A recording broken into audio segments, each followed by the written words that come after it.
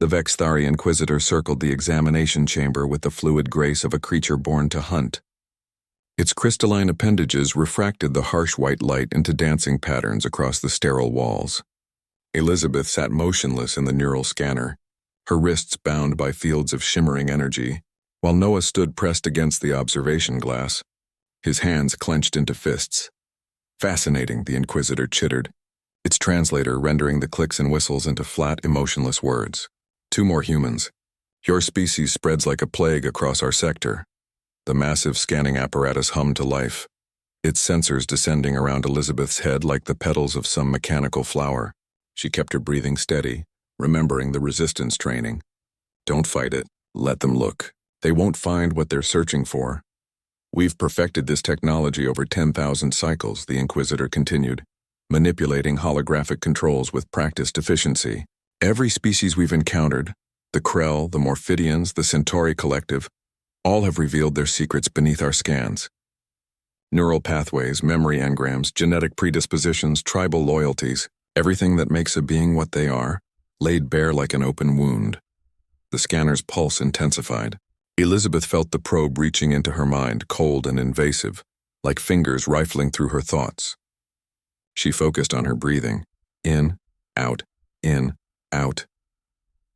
The Inquisitor's mandibles clicked in confusion. It tilted its head, compound eyes reflecting 1,000 tiny Elizabeths.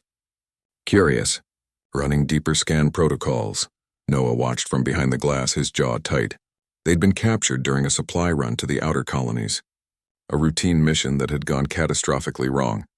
Now they were specimens, test subjects for an empire that cataloged species the way humans once collected butterflies. The scan is complete, the Inquisitor announced, but its voice carried an edge that hadn't been there before, something almost like uncertainty. And, Elizabeth asked calmly, the creature's appendages twitched. You're empty. Empty. The scanner detects biological function. Neurons firing, synapses connecting. But there is no structure, no readable pattern, no exploitable weakness encoded in your thoughts. The Inquisitor leaned closer, its breath smelling of copper and ozone. Other species think in predictable pathways. We map their neural architecture and know them completely. But you human, it paused, mandibles clicking rapidly. You're chaos. Beautiful, terrible chaos. Elizabeth smiled then, a cold expression that didn't reach her eyes.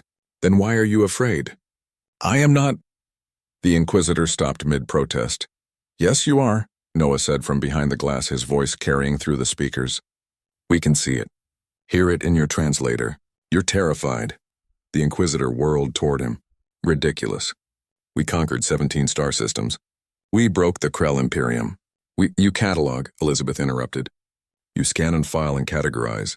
You need to understand something completely before you can defeat it. That's why you built these machines. That's why you've spent 10,000 cycles perfecting them.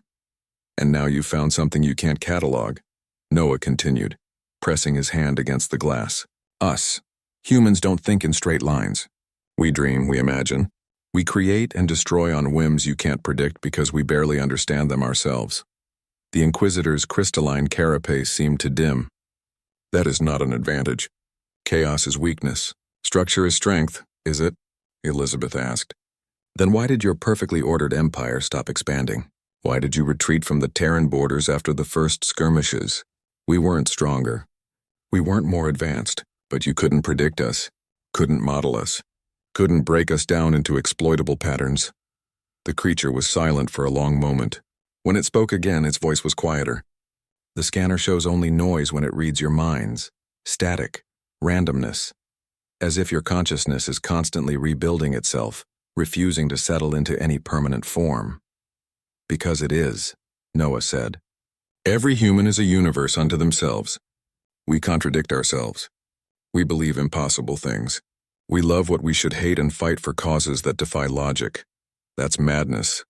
Maybe, Elizabeth agreed, the energy restraints dissolving as she stood.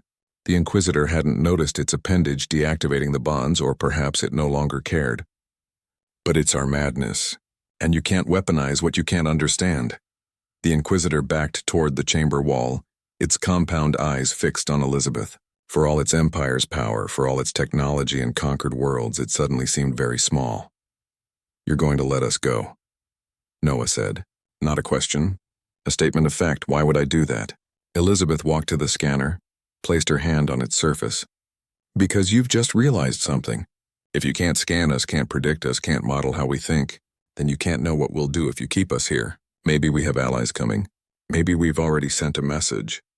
Maybe we're just crazy enough to find a way to destroy this entire facility. Or maybe, Noah added, we're bluffing. Maybe we're helpless. Maybe keeping us here is perfectly safe. The Inquisitor's translator crackled. But I cannot know which. No, Elizabeth said softly. You can't. That's what happens when you meet a species that's empty by your standards.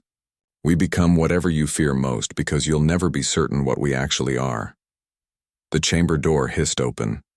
As Elizabeth and Noah walked toward freedom, the Inquisitor remained frozen, its scanner still humming uselessly behind them.